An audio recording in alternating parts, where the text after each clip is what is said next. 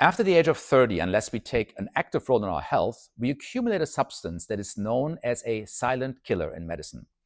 It can trigger diseases like dementia and cancer, often without any visible signs. I'm talking about visceral fat. Now, it's not the fat that you can pinch on your stomach. It's the deep, hidden fat that surrounds your internal organs and infiltrates the muscles of your midsection, so it actually can go into the muscles. This fat, though invisible to the naked eye, is one of the most dangerous types of fat that you can accumulate. In fact, visceral fat is associated with an increased risk of several chronic diseases, including Alzheimer's disease, diabetes, heart disease, and even cancer. So why is visceral fat so dangerous? Well, unlike subcutaneous fat, the fat that lies just under your skin and is often visible and has made the cosmetic surgery industry a lot of money from liposuction, visceral fat is hormonally active and capable of triggering inflammatory processes within your body.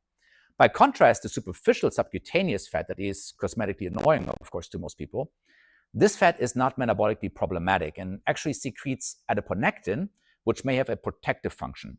Now, adiponectin is a protein hormone that regulates insulin sensitivity and has anti-inflammatory effects, and is currently under study for its protective function. So then, liposuction only targets the subcutaneous fat, but it doesn't get rid of visceral fat. And visceral fat doesn't just sit there doing nothing. It actively works against your health by producing pro-inflammatory substances that can lead to insulin resistance, arterial plaque buildup, high cholesterol, and a host of other metabolic issues. In fact, fat infiltrating the muscles, a condition called myosteatosis, so the fat growing into the muscles, right, can even shorten your life expectancy. This type of visceral fat weakens your muscles, impairs your posture, and can lead to back pain. And fat infiltrating in your back muscles, specifically in the erector spinae muscles, makes your spine more vulnerable and can cause chronic posture and back problems. Now, you might be wondering, if this fat is so harmful, how can I tell if I have it? Well, the problem with visceral fat is that you might not even notice it, especially in the early stages. It doesn't necessarily lead to a dramatic increase in waist circumference. Now, you will have the same pants probably that still fit you, but it might slowly build up, right? So even if you fit into your pants, your body composition may have changed over time, with fat silently accumulating in those deeper layers around your organs. The most effective diagnostic strategy to check for visceral fat is an abdominal MRI. Now, unfortunately, this is expensive and not always accessible to people. The MRI, of course, is especially valuable because it can serve as a baseline evaluation. And then if you repeat it after you had implemented strategies to decrease visceral fat, you can see if these methods were successful. So you have comparison then, right? A more accessible but indirect way to see what your likelihood is of having significant visceral fat is to assess your metabolic health through blood tests.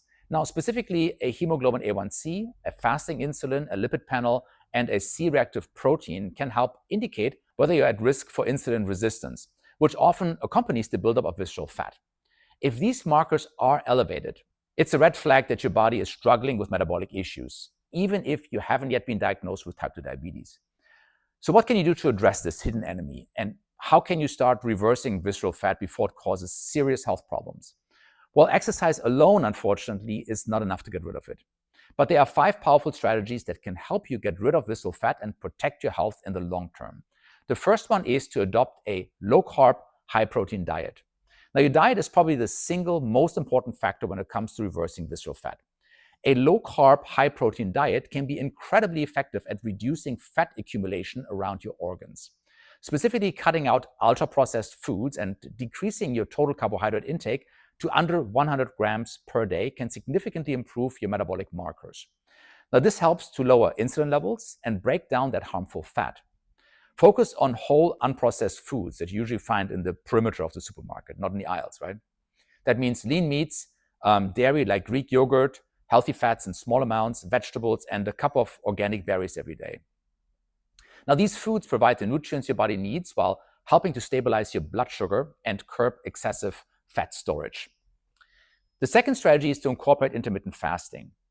Now, this can help to trigger a cellular process called autophagy, the body's way of cleaning out damaged cells and regenerating new healthy ones. One of the most effective forms of fasting is a 18-hour fast once a week, although fasting longer, up to 24 hours or more, offers even greater benefits, of course. Now, this might sound a bit challenging, but don't get discouraged. fasting for just 18 or even 20 hours can still help you target visceral fat and improve your metabolic health. Over time, fasting not only helps reduce the visceral fat, but also promotes overall longevity. So it's okay to start small, and you can increase your fasting as you get more accustomed to it. The third strategy is to engage in high-intensity exercise. Now, the key here is it's not just regular physical activity. It's high-intensity interval training and strength training, so resistance training. And studies show that these forms of exercise are highly effective at burning visceral fat.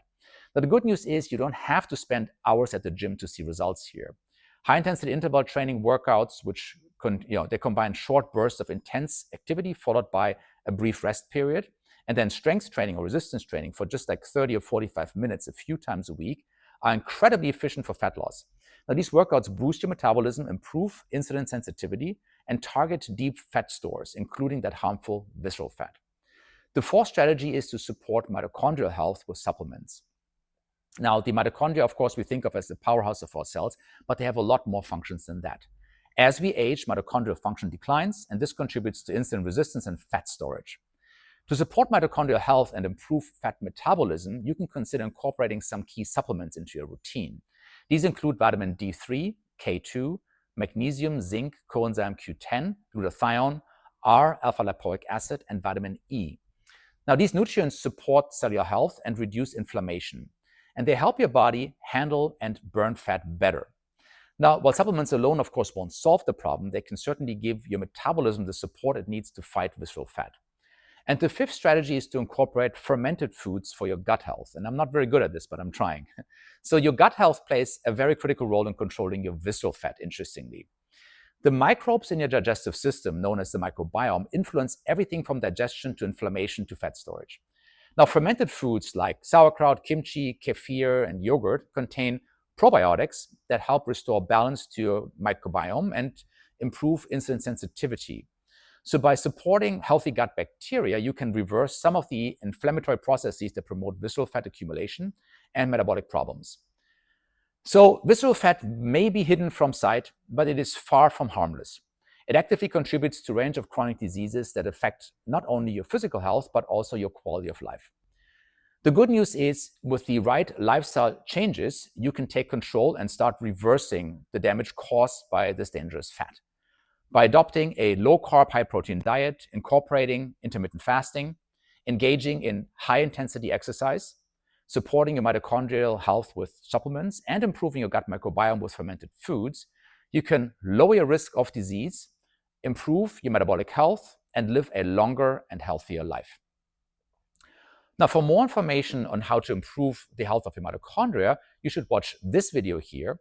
And if you're interested in the benefits of vitamin D3, one of the supplements we discussed in this context, in the prevention and treatment of cancer, then you should watch this video here.